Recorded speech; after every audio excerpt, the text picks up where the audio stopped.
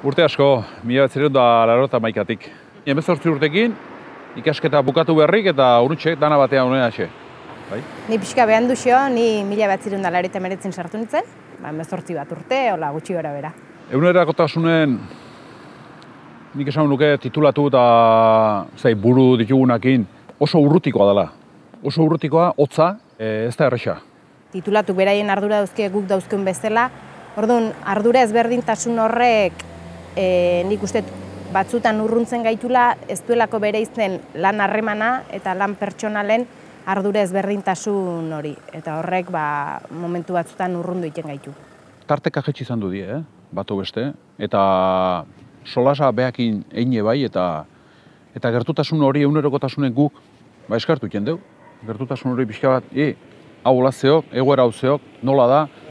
Gu sartu ginen garaien titulatu askoz gutxigo zeon eta enplegatu gehiago ginen.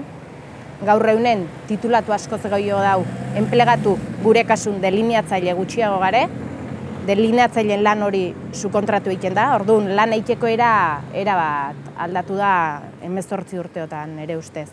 Baldintza danak berdine bergoen juzkela, baina horik lortze aldea danon arteko lana izan behar dela.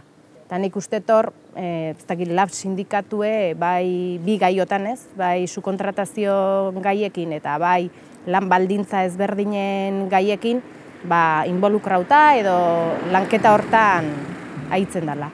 Tren bat eiteko lanen nik uste dana gehala beharrezkok, danak gehala langile, bai titulatu, bai enplegatu, bai tailerreko langile, talde lanen sinistea eta ez bata bestekiko diferentzi edo talde bateko lanen sinistuta.